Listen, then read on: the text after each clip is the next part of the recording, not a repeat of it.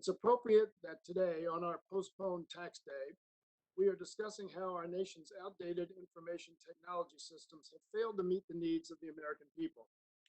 Rash funding cuts over the past decade have prevented the IRS from modernizing its IT systems, deteriorating the agency's ability not only to carry out its core function of tax collection and enforcement, but also needlessly prolonging the delivery of stimulus payments to workers and families during the coronavirus pandemic and recession.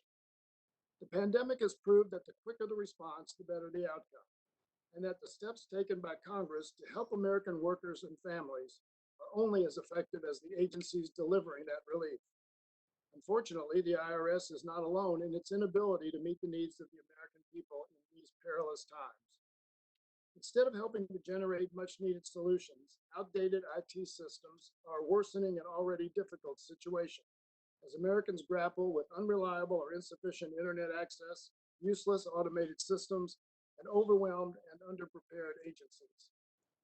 Emergency assistance programs across the board have been hampered by our antiquated IT systems, leaving families with delayed relief or no relief at all. The most glaring example is unemployment assistance.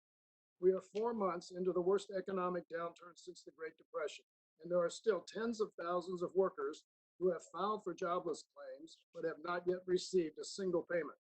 Many are going into debt or default, skipping meals, or losing their homes. State unemployment offices, already underfunded and understaffed, were left completely unprepared for the massive influx of need. And a big reason for that is that the fact that the national administrative funding is essentially the same as it was in 2001, and that's before accounting for inflation. This lack of federal investment, combined with old hardware, crashing web services, and the need for new hires proficient in COBOL, their system's 60-year-old coding language, have left states scrambling. The antiquated IT systems failed and continue to fail repeatedly, and American workers, those who lost their jobs through no fault of their own, are paying the price. This aspect of our ongoing crisis is not new.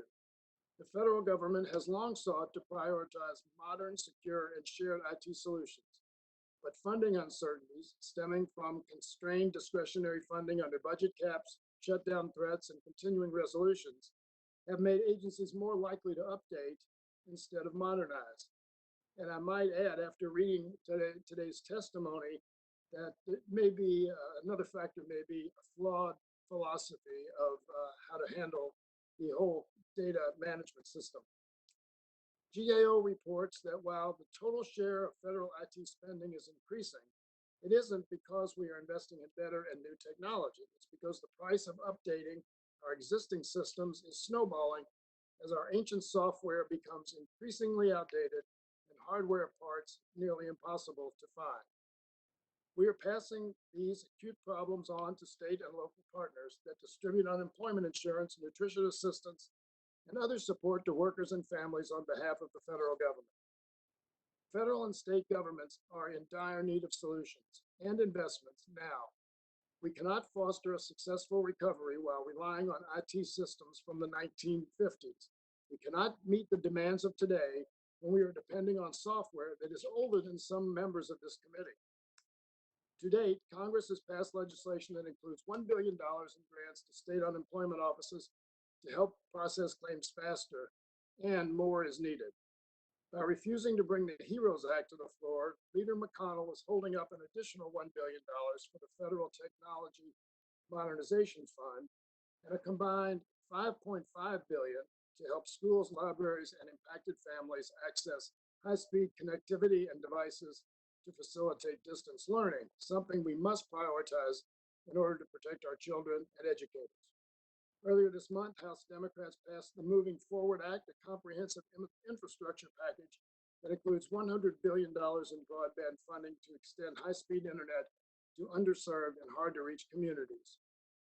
We have to invest in modernization now so that the federal government can help provide workers, families, and state and local governments with the necessary tools and resources to support our nation's recovery efforts.